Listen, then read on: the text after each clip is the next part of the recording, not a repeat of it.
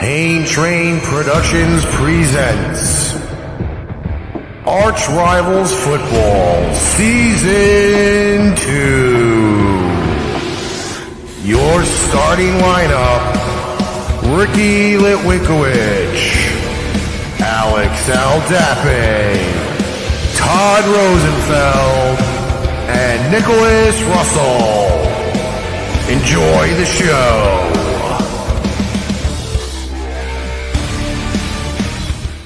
Welcome, everybody, to another edition of ArchRivals Football.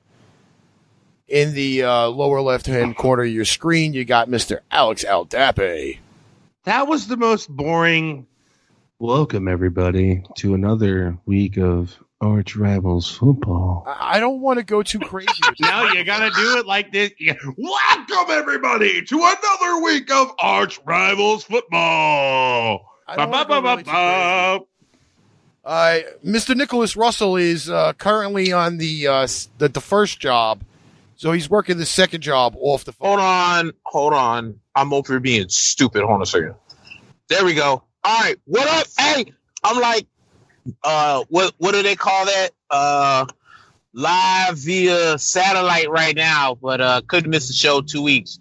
So I'm move the microphone a little farther away from your mouth, sir. Is it too close? How about this? It's that sounds really good right there. All right, cool. I'll leave it right here. All right. He was doing like I was doing 2 weeks ago, off the phone, but now. But you know what? I appreciate its enthusiasm, Ricky, because hi, welcome to another episode of ArchRivals Football Podcast. At least Nick came in loud and proud, and I'm a little disappointed with you, Rick. I really am. I have a lot of things going on, you know? Like, I did a lot of recording this week, and then I have a lot of wheeling and dealing to do. Because I know a lot of people collect T-shirts and stuff, especially from the streaming community. We have ArchRivals T-shirts available on paintrainpipebomb.threadless.com for only $10. For only $10 motherfucking dollars, and you're not even going to get that on a Black Friday sale. I'm just telling you, if you want an ArchRivals Football or a Pain Train Pipe Bomb shirt, either way, preferably ArchRivals, because, you know, that goes to Ricky. And I would just like to see people with ArchRivals shirts everywhere. And there are no offense to Pain Train Pipe Bomb, but I'd like to see the ArchRivals logo all over this green earth. And there's two different types. There's actually the Season 1 T-shirt up there, and now the Season 2 T-shirt is up there.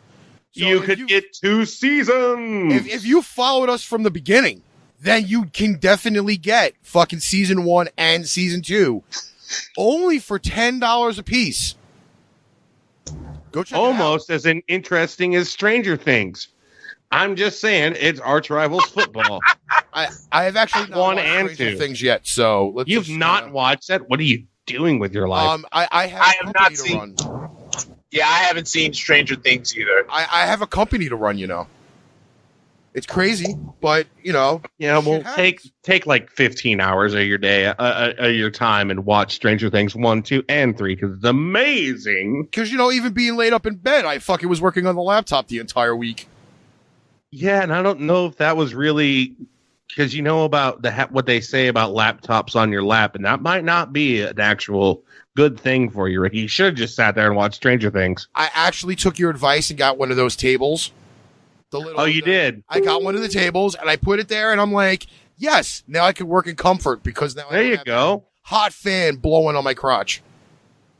What's up, Stephen Waldman? What's up, everybody? The chat group. Share the show out if you're alive. And we have some very interesting things. First, I would like to mention that today is a 6-year anniversary, which actually did happen on Thanksgiving night. Okay? It is the 6-year anniversary on November 22nd, 2013 of the Butt Fumble. I saw you posted that. Yes, it is the anniversary of the Butt Fumble. The Butt Fumble. Because that's football. You know, It is football. Is that, you think that's where John Madden got his idea for the turducken? It's like, well, if we take a lineman and we shove a football up his asshole and then we put him in an oven. I don't know where I was going with that. It sounded really good in my head, though. I was going to say that turducken happened a long time before Mark Sanchez did the butt fumble. Did it, though? Do you know about it? Do you really know? But you know what the funny thing is about that whole situation is the last relevant Jets quarterback has been Mark Sanchez. So that's very true. Laugh at them all you want, but the New York Jets haven't been jack shit since Mark Sanchez left. So, well, I hope they continue on being jack shit through this weekend. Yeah. J.R. Wilkes wants to know what's going on here. I'm confused. It's a football show, dude. What's like? There's a dude with a football. It says ArchRivals football on the screen. Like, what more are you confused about? And there will be some streaming later on. I am going to be streaming either some Madden 20 football, or I may actually stream something else. Or Lemon Party. I mean, whatever. You know what? Like I've come to find out that with a lot of the people that have not only been following ArchRivals football, but following Pain Trade Pipe Bomb, there's a very big streaming community out there, and we're all trying to like support each other pretty much. I think they're actually being like cool people now. And a lot of people aren't getting angry about it, but you do meet a lot of people from the entire world, because I've met somebody from Pampanga, Philippines, which is actually kind of cool. Never knew where Pampanga was, but now I know. Junior Wilkes wants to know, so y'all talk about football. That's cool. Well, let's get right into it. Pampanga, what'd you say? Pampanga, Philippines. Pampanga, the Philippines. That's a U.S. territory, isn't it? Yes, it is. And I'm very happy to know that I have some friends there. I'm not going to worry about that. We do have some of the other things here. More news about the Myles Garrett situation. Supposedly now, Mason Rudolph used racial slurs during his little altercation last Thursday night. And there's also... here we go. There's also some other stuff here that says that... Thrash, well, I don't know what fucking Thrash really is, but could really kill off more of Myles Garrett's suspension. Good. And make it even longer, which means he may be out not only this season, but 2020 as well. Oh, they're going to put him out for 2020 for hitting a guy that called... they called him the N-word. So Mason Rudolph called him the N-word, didn't face any suspension. Myles Garrett was walking away. Then Mason Rudolph went after him, and he's like, "Oh, really, bitch? Let me check yourself before you wreck yourself." And Mason Rudolph didn't check himself, and so Myles Garrett checked him for him. Like, that's bullshit, dude. Like, that's so he's going to be out for the 2020. It's a very big possibility that he might not only be out this year. Well, then Mason Rudolph doesn't need to play all next season. I couldn't agree with you more, dude. And the reason why I'll say that I agree with you 100% on that is because Mason Rudolph just admitted that he had more into this and admitted his guilt in the fight. Like, this is what I don't understand. Oh, but he didn't admit that he called the guy the N-word while they were on the ground either. Of course he's not going to admit to that. That's automatic suspension right there. Of course he's not going to say he called him the N-word. But at the same time, everyone's like, well, the NFL said that they didn't hear anything of him saying that. Well, then here's why they probably did. They're all mic'd up. Right. But what I'm saying is, why would Myles Garrett want to rip somebody's head off? I mean, outside of the fact that Mason Rudolph had his forearm in his throat and then had his foot in his nuts. Yeah. So what would make a man go that crazy like that other than calling him the N-word? Like, come on, dude. Y'all, like, people can't be that naive to the game. I personally believe Myles Garrett. I don't believe Myles Garrett should get any suspension in the 2020 season. And I think that Mason Rudolph needs to get, because they reduced Marquise Pouncey's suspension. I don't know how that works, but they did. I agree. I just think that, if you're going to suspend them for the rest of the season, suspend both of them. They were both in the fight. The players that jumped in afterwards, I agree with their suspensions, but they weren't there on the ground. And, I definitely think Mason Rudolph needs to, let the punishment fit the crime. So what? Yep. So you called him a racial slur. You tried to rip off his helmet, and then he ended up ripping yours off. And then when he was walking away, you came back after him, and then he said, "Nah, brother, fuck you." He said, "Fuck you," and smacked him over the head with a fucking helmet. I'm sorry, dude. Hey, man, I'm not done talking to you, mister. And he said, "Oh, really? You're not done talking to me? You're done talking to me now." It's fucking yeah. And he barely hit him over the head. It's not like he. I think we said it on Tuesday. Well, in my opinion, the guy just coming off of a fucking concussion protocol gets the fucking bottom half, even though, to quote unquote, it's padded. The shell is still there. All right, got crowned in the fucking middle of his fucking head. All right. Yeah. I mean, if they weren't in fucking Cleveland, let's be honest, there's a very large possibility Myles Garrett could have got arrested. Think of it that way. That's very true. And I think we said that on Tuesday. Well, why wasn't he let out of the stadium in handcuffs? Because you don't watch football, and you're obviously not in Cleveland. So fuck off. That guy started that shit, and then Myles Garrett finished it, and so, but he's the one that, but that's the always. I remember, it reminds me of getting in fights in school, and the guy that finishes the fight is always the one that gets arrested, because that's always the guy that just goes and fucks the other guy up. That's always the way it happens. Like, oh, you're gonna start shit with me, cool, and then like, you know what, fuck you, motherfucker, and then bam, smack that motherfucker onto the ground. And he's like, "Did you see he hit me? Hey, teacher. That's exactly what happened. And fuck Mason Rudolph, that little pussy ass bitch. He needs to be suspended for the rest of the fucking season too. So Junior Wilkes says here, let's talk new school QBs.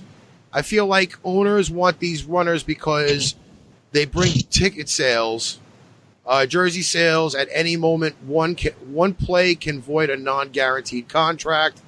And then he also comments that this Myles thing is crazy. Well, let's talk about I know we've got to get into the games, but let's talk about these QBs. I don't think the new school QB. The new school. I just turned into Marsha Brady for a second. The new school QBs, they're on a different level. They are, and I love it. I love how we have more versatile QBs coming into the league versus what we've had before. The stereotypical pocket quarterback. I love the evolution of the game where it's going right now, and I think it's because of the new class, and I think it's going to be beautiful. You look at Deshaun Watson, you look at Patrick Mahomes, you look at Jacoby Brissett. Even Dak Prescott. New school QBs are changing the game, and I love it. I really do. It's all evolution. The game can only get better once we stop calling. Well, it can only get better, but it can only get worse because of the new rules. Anybody agree with me on that one? I do agree with you on that, Alex. And then, think about it, though. A guy like Lamar Jackson is the reason why a guy like Jalen Hurts coming out of Oklahoma can end up being a higher pick than a lot of people think, because Jalen Hurts is kind of, I wouldn't say what Lamar Jackson was. I think Lamar Jackson was a better runner than Jalen Hurts, but those dual threat quarterbacks, think about it.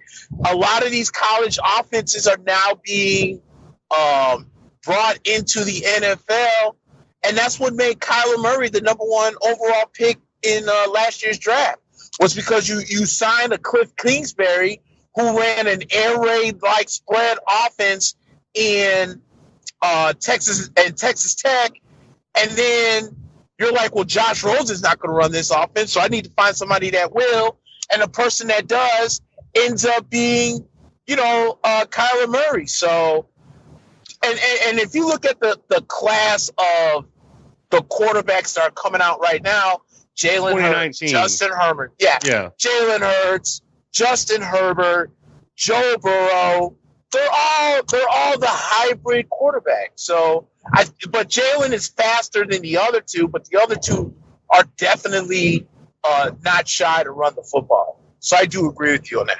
Agreed. All right, so we do have some games.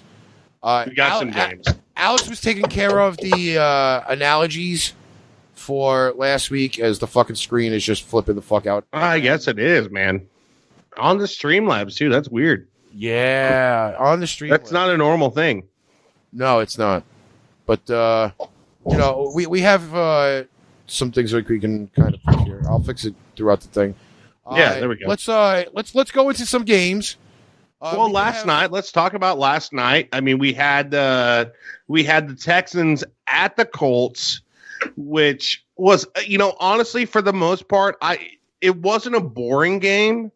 It was a very close game. The first half was a little lame, but they ended the end of the half 10-10. I thought it was still very close. Brissett played his heart out, and so did Deshaun Watson. There were interceptions, there were turnovers. I mean, it's everything you will want. But at the same time, the Texans defense, holy shitballs. I'll get to the Colts offense or the Colts defense in a second. The Texans defense, they were on Brissett like white on fucking rice and a glass of milk in a snowstorm. They were all over his shit. Like that's the one thing. Like you didn't see another guy in the backfield. He was scrambling on his hurt. Brissett was scrambling on his hurt knee. Basically, in the entire time, he was even forced to try to tuck and run several times. Didn't quite make it, but he still played a hell of a game. Amazing passes. It was really they really put their fucking nuts into it. But then you look at the Texans. Their offense was phenomenal. Now, honestly, they were pretty lackadaisical up until the third quarter. And then Deshaun Watson just unloaded. Just went balls to the wall. And the Colts defense, as hard as they tried, and they made some great plays, great stops, they just weren't able to stop the Colts. And honestly, I think it was the Colts' fault at the end of the half, at the end of the first half. They had the potential to either kick a field goal or try to go for it, and they just let the time run out and went to the half. And I don't understand that. And they were in scoring position. They were in the red zone. They were just like, nah, we'll get him in the second half. Well, that didn't happen. Well, Mr. Junior Wilkes is going crazy in the chat, by the way. He's got here comments of how many have been successful playoff wins, Super Bowls, average years per player versus effective years. Mike Vick, RG3, Mahoney, Tebow, Mariota, not sustainable just to bring money, I feel. He's still talking about the mobile quarterbacks, by the way. Well, it happens. Listen, the mobile quarterback is not a fully it's not a fully viable option at this point. No, it's not, but it's becoming a more viable option because that's what they're going to have to do. Like like there is no. I understand that, but also in the processes of being that there is no more of a stationary or a pocket quarterback anymore because defense is faster and quicker. Well, and on top of that, go ahead. And on top of that, don't forget once again, the coaching styles are different nowadays. A lot of these coaches that are coming up are guys that are coming from the college ranks. They're bringing the college style, air raid, dual threat quarterbacks in the league. So the problem is that you can't sit there and get mad and talk about, oh, well, the Marinos and the Bradys and all the Parker style quarterbacks, because that's now starting to become the dinosaur of the NFL. And now you're having these dual threat quarterbacks, and it's because of the different styles of offenses. It's nothing you can do about it, dude. It's 2019. The NFL is evolving, and like Ricky just said, because defenses are getting a lot faster and a lot stronger, you have to bring out much quicker offenses. And unfortunately, the pocket style quarterback is not where it's at anymore. It's borderline dead. I agree 100%. And if you really want to talk about the mobile quarterback, the last one to do it, I believe, was Russell Wilson. Yep. He's not the last one. He's still doing it. No, but he is the last of the mobile quarterbacks to win That's a one big Super game in Bowl. the playoff game. Yeah. Yeah. So that's Or is he the first? Because they're more mobile now. yeah. But there's been nobody since Russell that has done it. My analysis of this game was the Colts stopped running the ball. Yes, they did not have fucking Marlon Mack. He did have surgery on the broken hand. He should be back soon, sooner than a lot of people expected. I think they're going to give him a club. They're going to put a club on him, and then he can just, where he can carry, and then. Well, they'll have the curvature in the so that way the ball will fit in. To me, though, personally, I think the backup running backs for Indy did pretty well. But for 3 straight drives, all I did was come out and throw the ball instead of run the ball. And Indy is a running team more than a passing team. And you look at the stats there, and the stats just pretty much just say it without anything. Brissett only 129 yards passing. Okay, Williams had 104 and a touchdown. And it's funny because I had Marlon Mack in my fantasy team. I switched him out for Williams and still got viable points, so that worked out. Yeah, he ran a great game. Will Fuller came back from that question. He was questionable for the game, and he went for over $140. DeAndre Hopkins had 94 yards receiving and 2 touchdowns in the game. I mean, overall, the Texans did bounce back from the trouncing that they got from Baltimore on Sunday. Yeah. But now Houston takes a 1-game lead in the South Division. Is it the South or the Central? South. I'm confused. It's the South. Yeah. Hey, you said what's his name played yesterday? Honestly, and guess because of this loss by the Colts, guess who is now the 6th seed in the AFC playoffs? The Oakland Raiders. The Oakland motherfucking Raiders. Yes. Anyways, Will Fuller did come back and play. Nice, because I think Will Fuller is more or less the success for the Houston Texans. It's no diss to DeAndre Hopkins, but DeAndre Hopkins is so focused on that Will Fuller always ends up being the forgotten guy. The only thing that sucks is he can never stay healthy for more than 3 straight games. So they got to find a way to keep Will Fuller healthy at some point. He got the 2 touchdowns, wasn't he? Yeah. Again, I mean, yes. But he gave the football to his dad and his mom. Right. But at the same time, if Will Fuller's not there, I guarantee you DeAndre Hopkins is not catching those touchdowns. No. Because, again, all the focus is going to be on on DeAndre. And they're like, I dare Deshaun Watson to come out and throw it to somebody else. And the Texans really don't have another wide receiver that could have that quote unquote big play ability like Will Fuller fortunately can. So, it is. Oh, damn it! It is what it is. So, yeah. So, moving on to Sunday now. There's a interesting slate of games. Yeah, I'm gonna go pee for these first 2 games. Oh, Jesus. Okay, so we have Denver visiting Buffalo. It's a battle of opposites. Denver comes in at 3-7. Buffalo comes in at 7-3. Nick, you and I were both high on Buffalo to start the season. Yes, sir. Denver comes into this game losing their last 5 games with fourth quarter leads. Okay?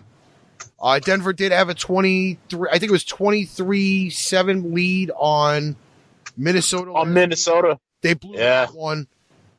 Spread for the game. It's kind of funny because they have the spreads all over the place. Let's see here. We've got... What the hell is the game? Okay. It is Buffalo minus 5.5. Under over 35. Yeah, I like Buffalo in this one. Denver right now, I mean, they're playing better. They're just not playing 4 quarters of full football because I thought they more or less should have smacked Minnesota in the mouth and finished it off last week, but they weren't able to do it. The thing with Buffalo is they've actually, as time goes on, like Josh Allen is really playing much better football. And then in the same breath, they're running the football much better too, and their defense is starting to get back to in the form because their defense did kind of fall off over the last couple of weeks, but they kind of got back into form. So the game's in Buffalo. I like Buffalo, and I like them to continue on their winning ways. Yeah, I mean, I agree with you. Like, I think that Denver with and I can't remember the guy's name, but their backup quarterback, I think he's played great for the past 2 weeks. Yes. Way better than Flacco. And I'm sorry, Denver, you guys spent too much money on Flacco. I apologize to you guys. It wasn't my fault, but still, I feel bad for you.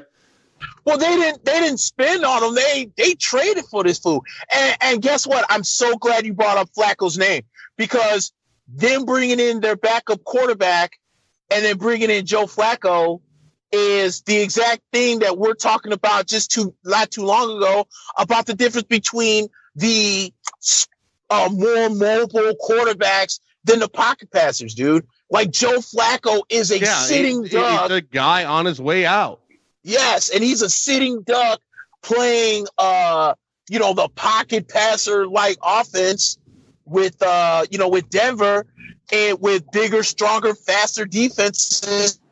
And once again, like we said, it's played out. Okay, they're played out, and Joe Flacco has to be the exact what's the word I'm looking for? He's the example on why teams are really starting to go towards mobile quarterbacks. I'm glad you brought that game up. I agree 100%. I'm getting, you know what? I think the Bills, the Broncos, you know what? Actually, no, I think I'm going to go with the Broncos on this one because I really like the way they played against the Vikings. And I know they didn't finish it out. They blew that lead. They pulled in Atlanta, the Falcons versus Patriots. They pulled the Super Bowl, 2015? I'll give them that, but you know what? They hadn't been winning games ahead of time. So what's the difference? I really think that the Broncos reset, and I think they beat the Bills. Touché. I'll take the Broncos, but I won't take the points. You'll take the Broncos, but you won't take the points. Okay. Yeah. The Broncos are the Bills are favored, aren't they? No, they're giving points. Okay, then I'll take the points. Broncos with the points. Broncos with the points. Okay, I had it right the first time. That's what I meant to say. The Bills are favored, not the Broncos. The Bills. That's what I meant to say. My fault.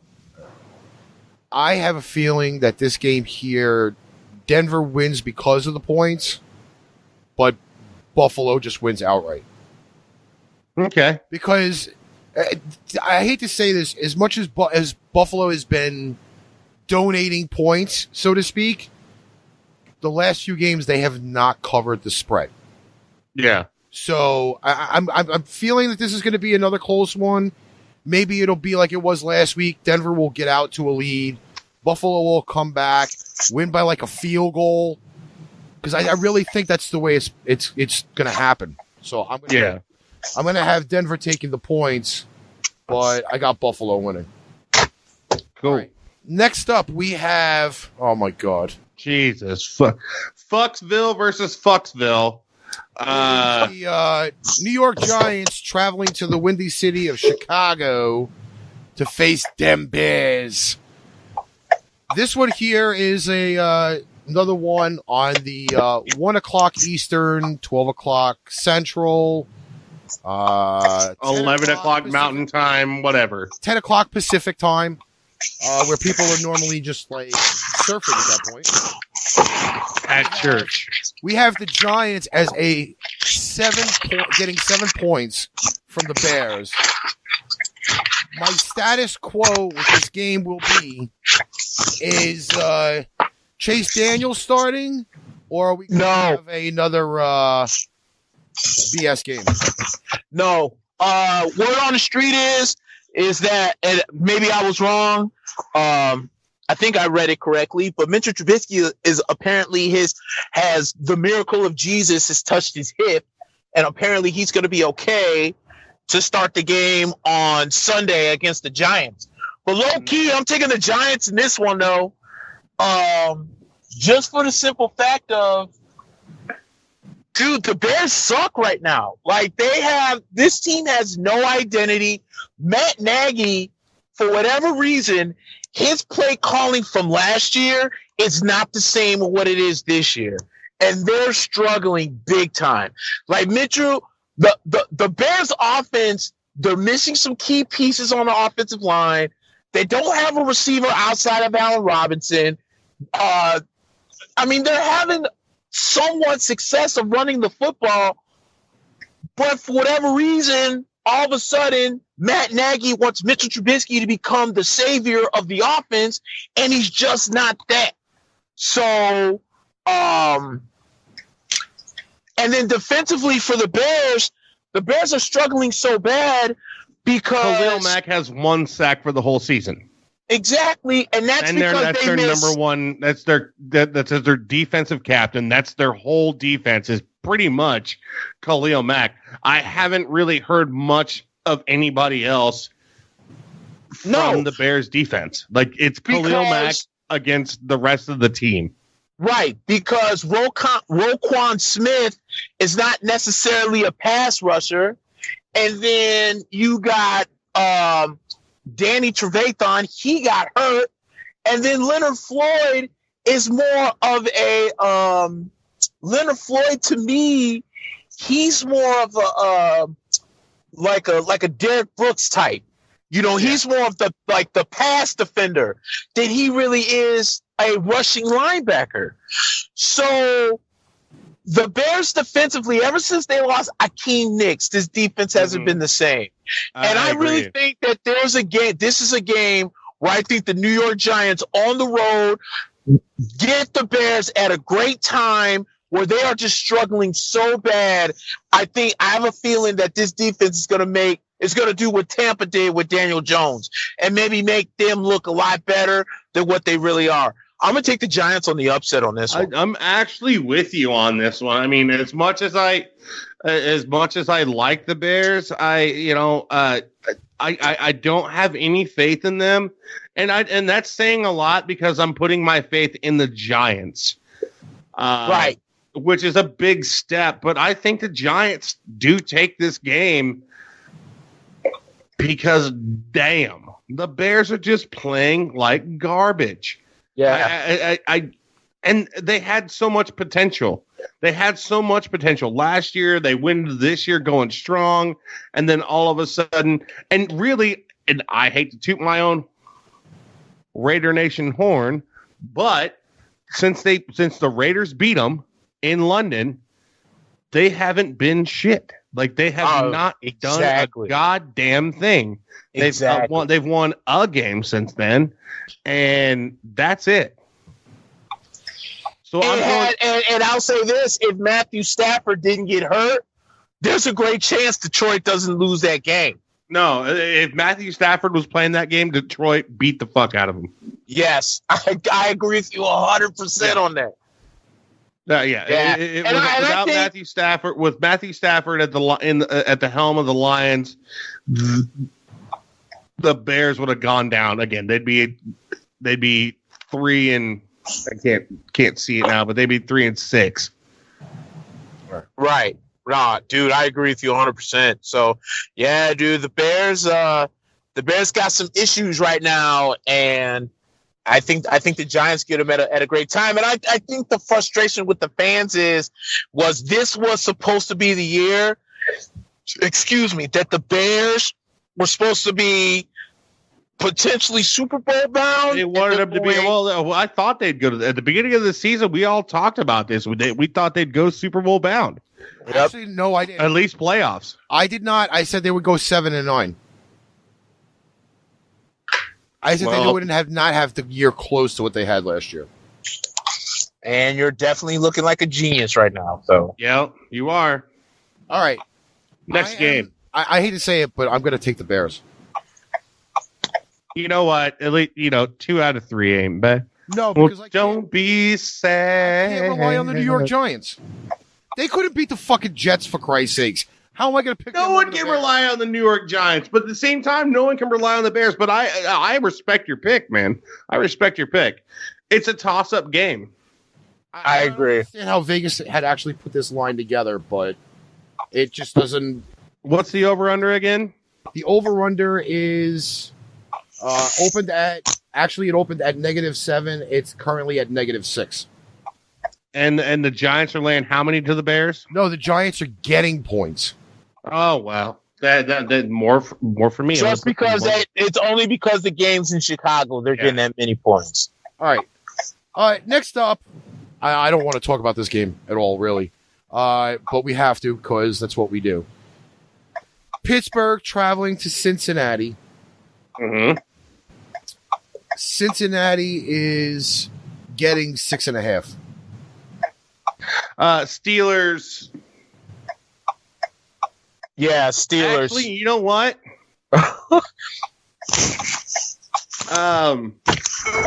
Since my team played them, last week, and we overlooked this team. Luckily enough, they were that bad, but I'm going to go with the Bengals with the points. Because that team is starting. I mean, like they just want a win. That's all they want. They want one win, and they're going to play their fucking balls off just for their own, just for their own validity. Like these guys are all down in their dumps, and honestly, they played fucking hard against the Raiders. And on any given Sunday, any team can beat anybody, but the Cincinnati Bengals are that fucking bad.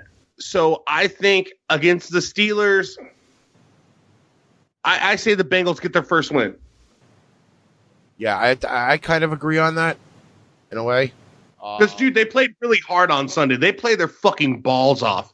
Seriously, like sacking Derek Carr. They sacked Derek Carr twice. They played their fucking ass off. And going against the Steelers, who's a rival, they're going to fucking do it. I feel it in my bones.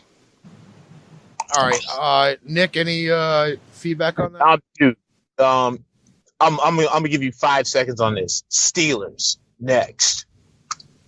that was like 2 seconds.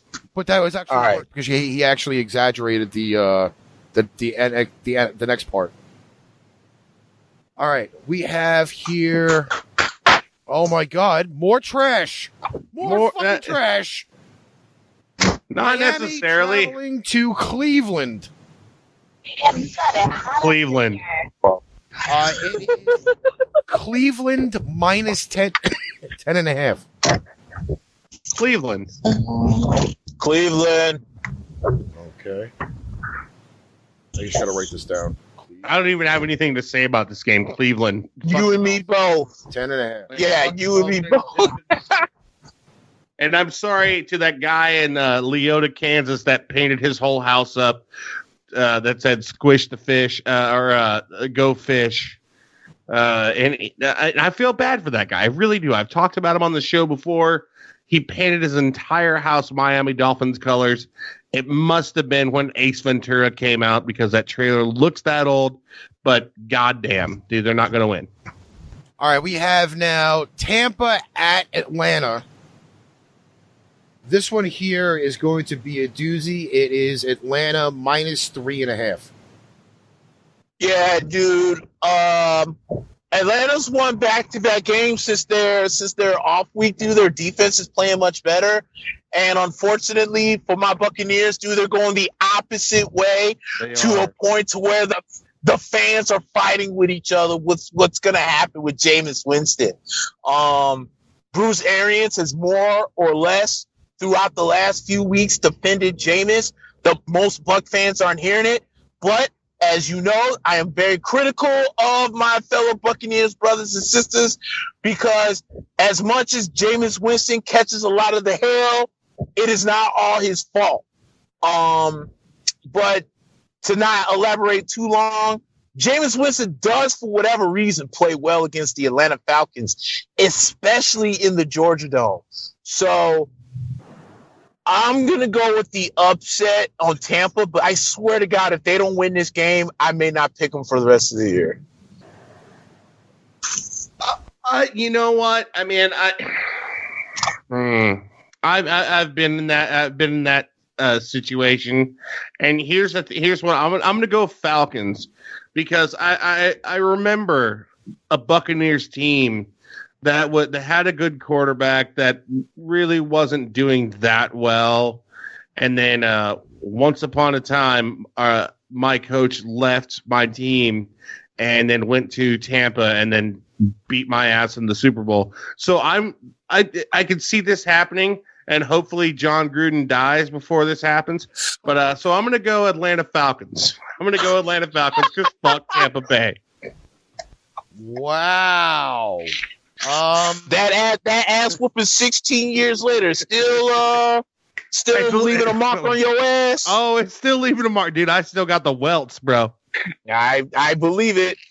And if you pay attention, I think Rich Gannon just got picked off one more time, just for good measure. I swear to God, I will come to Chicago and stab you in the neck with a knife. Hey, pay attention to your Facebook wall. I might just put another Super Bowl highlight for you. So you don't forget. No, but I'm going to go with Atlanta. They're on a roll. I don't know what kind of roll they're on, but I mean, both teams are 3-7, and the last 3 games Atlanta's won. So you know what? I'm going to change that. I'm actually going to go. I think we're gonna do the upset of the 3 games. I'm gonna go with the Buccaneers.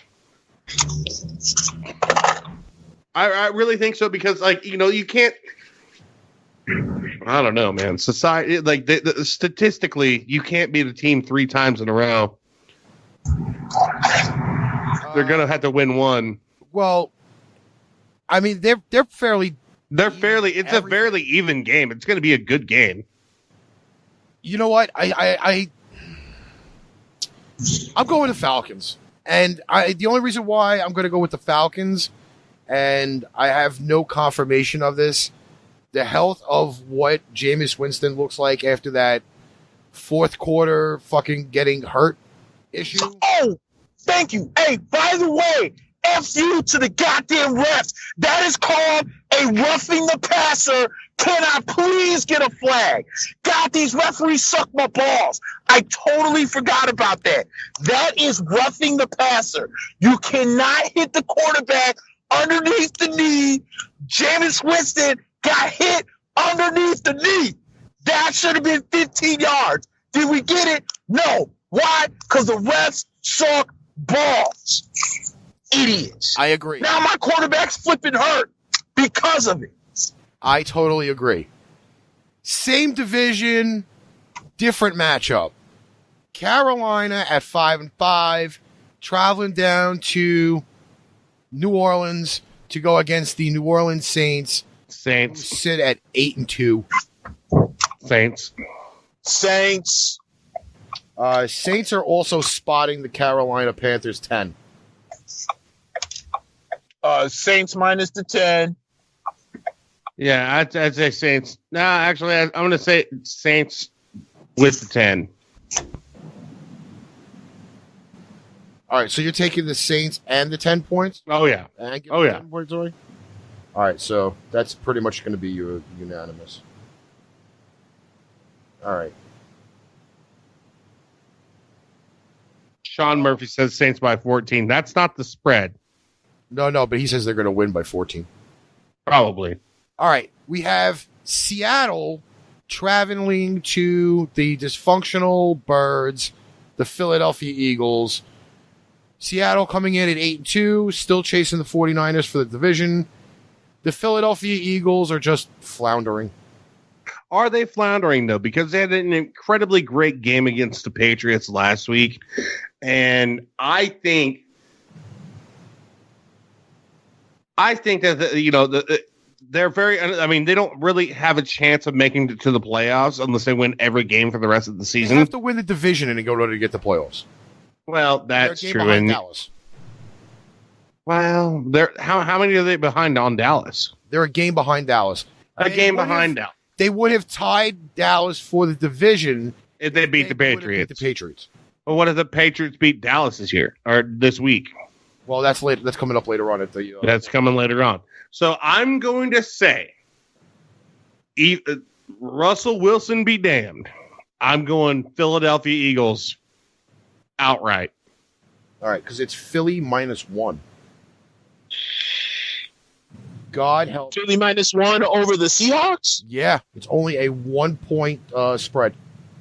Nah, dude, the Seahawks are playing some rather football. Yeah, dude. I mean, and the funny thing is, I still think their secondary is a liability, but at the same time, when you got Ziggy Ansah and Jadeveon Clowney coming off the edges, it's almost eerily as similar as the New York Giants who beat the New England Patriots the first time.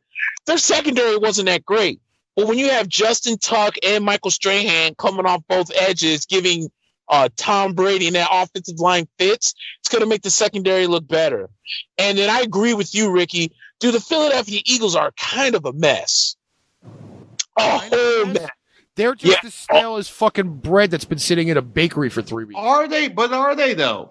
I mean, You want to know why? You want to know they why? didn't look stale last weekend. The Philadelphia Eagles looked very stale last weekend. They only won the fucking.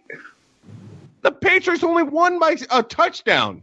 Listen, I went over the tape of that the Eagles game. can't catch the ball.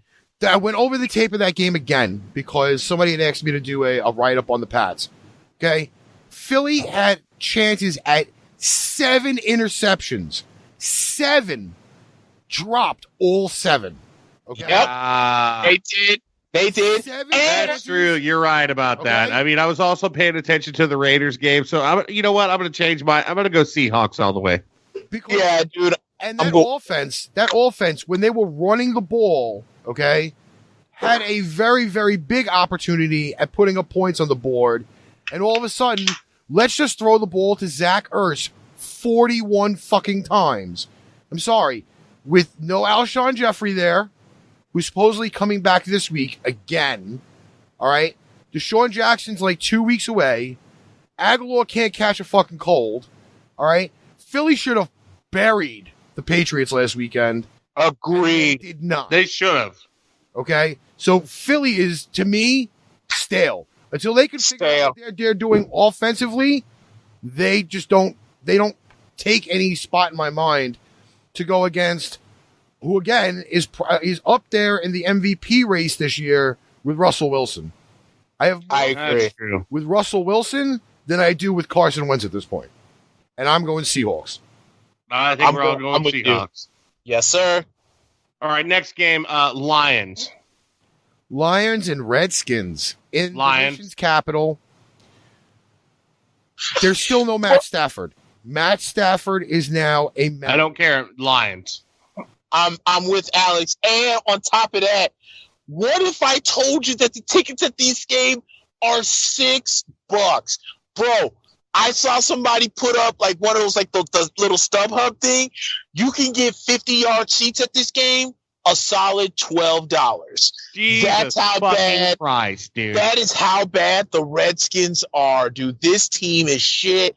Give me the Lions. It reminds me of the Royals in fucking 1992, dude. I remember going like honestly, that was a good weekend. We go to Kansas City, we go to a Royals game and watch them lose, and we pay $6 a person, and we get right on the third baseline, like right and like over the dugout. And then we went and I remember I got to see Randy Johnson pitch there. And we all lined up to see Randy Johnson come out, and the Royals walked out. And we just fuck you. And Randy Johnson walked out, and everybody gathered around him. And he was playing for the Diamondbacks. That's basically what's going to happen on that one. Yeah. All right. This game here, surprisingly enough, I told Alex he should really fly out here for the weekend, but he didn't. Well, I have got to work tomorrow, man. And I have to work on Monday. Raiders versus Jets.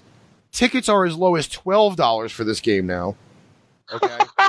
I'm not even joking when I say this. My friend offered me 4 seats in the 100 section for $100. 4 of them in the 100 section. Where's the 100 section? Like on the field? It's almost field level. Okay.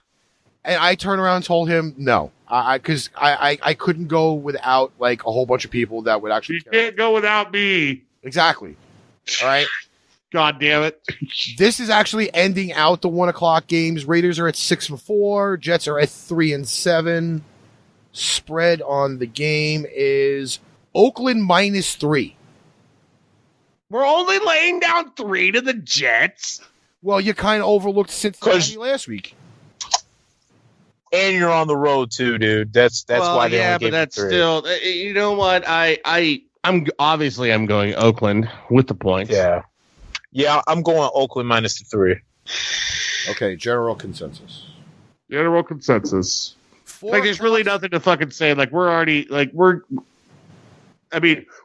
on. Let's talk about this game. We have to win this game because this game, KC's on a bye, even though the fucking Chargers fucked it up on Monday. So we have to win this game. So we're still tied with Kansas City. And then December 1st, it's the battle for the AFC West. So I guarantee you that Oakland's going to win this fucking game. Let's go to Jaguars versus Tennessee Titans. This game here, I'm afraid. I really am afraid. Because the spread is Tennessee -3.5. Shockingly enough, dude, I think I'm gonna go with Tennessee minus the points on this one because, dude, I just don't. Okay, Jacksonville might be the consensus of why you just don't switch quarterbacks because of name. There's no reason why Gardner Minshew should have ever been taken out, especially when this team was starting to really gel with him because you were paying Nick Foles and this and that. Dude, if the Jaguars were sucking balls, I totally understand. But they were actually halfway decent, and I thought it was a terrible move, and now the chemistry is gone. And Tennessee is starting to thrive a little bit under Ryan Tannehill. They beat the Chiefs at home in a shootout nonetheless.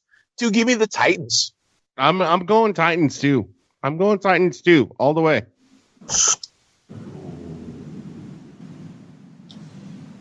Nick, you got to drop out? Hey, how many games are left, dude? We've got 3. No, I'll stay for the 3. All right. It'll be quick. Dallas traveling to Foxborough against the 9-1 Pats. This is the slated 4:25 game. They actually end loaded the fucking 1:00 games, which I'm proud of for change. Because there's only, I think, like 3. There's only 2 4:00 games. Fucking amazing. Well, no. So here's my big thing about the whole game, because I've read articles that possibly. Hey, Ashley, my wife is watching. Hey, Ashley, how you doing? I've read articles that Tom Brady might not be playing in this game. They have him as questionable. Well, because he's got a shoulder injury. No, it's an elbow. Elbow is connected to the shoulder bone. And at this point right now, they have the spread at -6. Honestly, to tell you, my outlook on the game is they have injury issues at wide receiver again. Sanu didn't practice this week. Edelman made the list again. They signed one of the practice squad guys to come and fill in. They do get Isaiah Wynn back this week at left tackle, which makes things a little bit interesting. I am going to rely on the Pats defense because I think Gallup and your favorite player, Alex, Amari Cooper, are not going to fare well in the game. My favorite player, Amari Cooper, is a goddamn Cox. He's not my favorite player. Honestly, though, but Dak's been doing well. He did well against the Lions, which isn't shit. But so I'm going to go with New England taking this one. Ooh, this one's tough. Not because, like, the question that I'm having is, can Dallas, not so much can Dallas's defense hang with the offense, because I know the offense has kind of been stagnant for New England. But if Dak Prescott and the Cowboys can get any type of what's the word I'm looking for? Can get the wheels going, I guess, against New England, it's going to be tough for the New England Patriots. But at the same time, though, it's up to the offensive line to really get the run game going. Well, and the whole thing is, like, Zeke has not been, like, you know, and you and I both, like, trust in Zeke, like, give Zeke more opportunity. And I felt they've given Zeke more opportunities, and Zeke's just, I really feel like they paid all that money to Zeke. He held out. He went to the Bahamas, and he's like, oh, you better pay me. And then he's like, oh, they paid me. I better play for these guys. It's like, holy shit, I thought that was a bluff. And then now he's like, not doing much. Like, that's the one thing. Like, Zeke has not been. He hasn't been Zeke, basically. He hasn't been Zeke. He wasn't the Zeke of last year. He wasn't the Zeke of 2 years ago. So right. I feel bad for Dallas for paying for him. I mean, they should have sent him to, like, Jacksonville or something. But I'm going to go Leonard with Fournette on the swap. Yeah. I'm going to go with New England. This is what I'll say. I think New England might end up winning this game, but I don't think they cover the 6. I think it's going to be a close game. All right. Sunday Night Football, we got Green Bay versus San Francisco. Green Bay versus San Francisco in San Francisco. This is bragging rights for the top spot in the conference. Yep. Coming in at 9-1, Green Bay coming in at 8-2. The spread, San Francisco -3. Okay, Go ahead. No, go ahead, Alex. I these are two teams that I respect a lot, and I respect the 49ers quite a bit. I mean, I really do, but at the same time, Jimmy G, you're not at the caliber of Aaron Rodgers. So, and you're not the caliber of the Green Bay Packers. I don't know.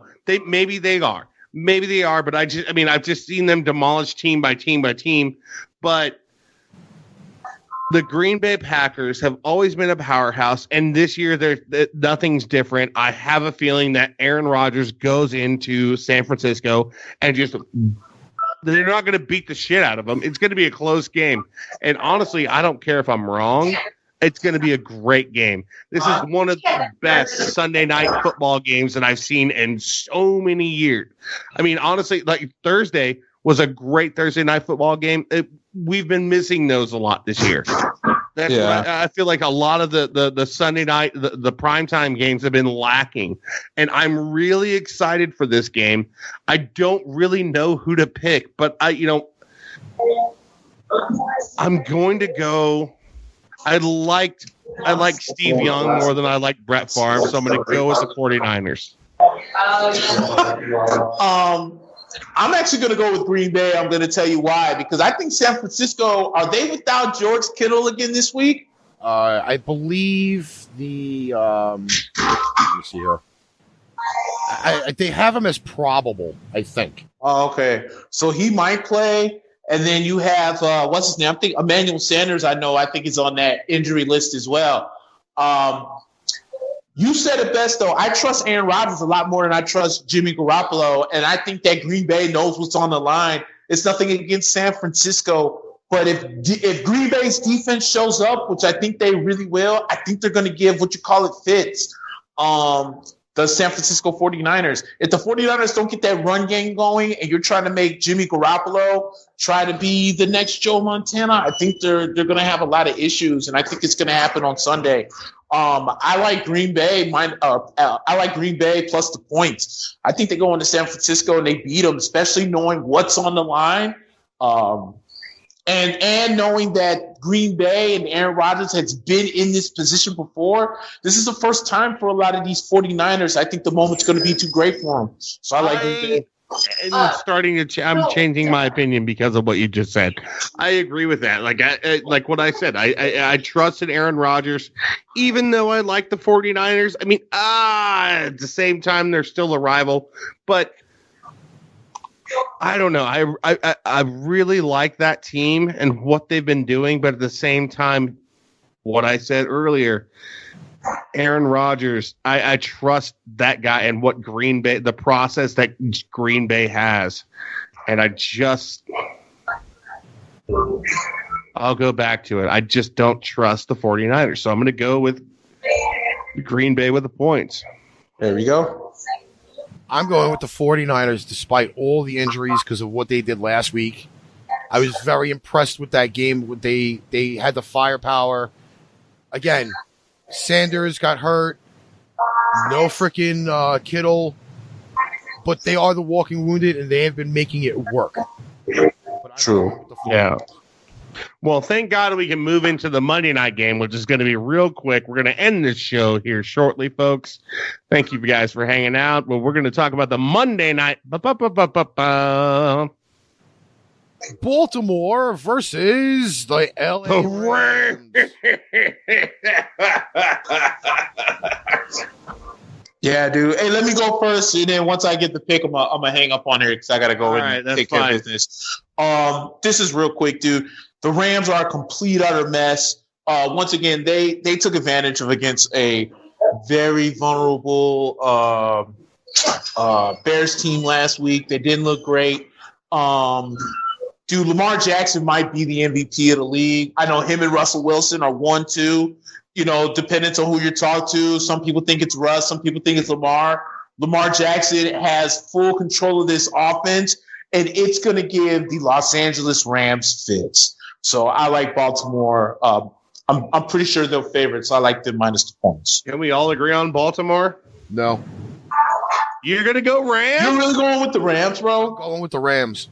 Oh, my God, you fucking the reason bastard. The reason why I'm going to say I'm going to go with the Rams in this is there's a little bit of a thing I like the quarterback, and he's kind of cute. No. I believe now that the Rams are finally starting to get that running game going a little bit, and it just so happens to be that it's not Todd Gurley that's kind of picking up the slack. Yeah. So I'm kind of liking their running game a little bit. I can't rule out that pass defense, the pass offense for the Rams at this point. I mean, Jared Goff doesn't really play great under the spotlight. I've said this all year long, and I said it last year too.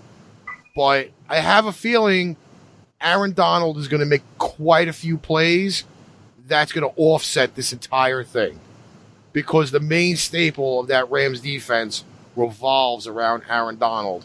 So that's pretty much the direction I'm going to go. I mean, it's Ravens -3.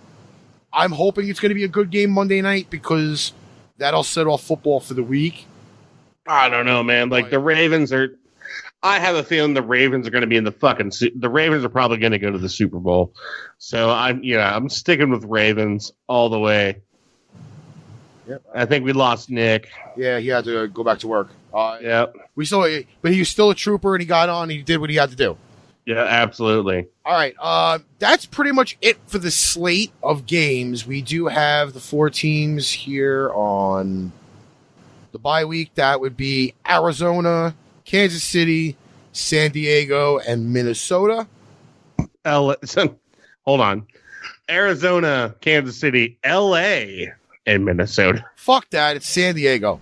They're not San Diego. They've been in San Diego. They haven't been in fucking San Diego for 2 years. It's their second year. You know what? I'm going to just start calling them the homeless Chargers. That's what everybody else is calling them. The homeless Chargers or the London Chargers. The population of fucking California is majority of it's homeless anyway. So let's just go with that. Yeah. All right. We will be back Tuesday night at 9:30 Eastern Standard Time for another edition of ArchRivals Football. We're moving our Friday show to Saturday. Oh, my goodness. Thank goodness. Tune in next weekend on Saturday. Time still to be determined. TBD, if you want to know what that means. That's the way we're going to be pretty much doing it. We'll wish everybody happy Turkey Day on Tuesday. And once again, don't forget to celebrate the anniversary of Les BUTTFUMBLE. Jets Les BUTTFUMBLE. 6 years ago, November 22nd, 2013. What a fucking great night. Pats blow them out and have an immortal butt fumble. It was a great fucking fumble. Oh my God. It was the best. All right. So next week, we will catch you soon. Enjoy your on Saturday. Bye. Pain Train Productions presents ArchRivals Football Season 2. Your starting lineup: Ricky Litwinkowicz, Joe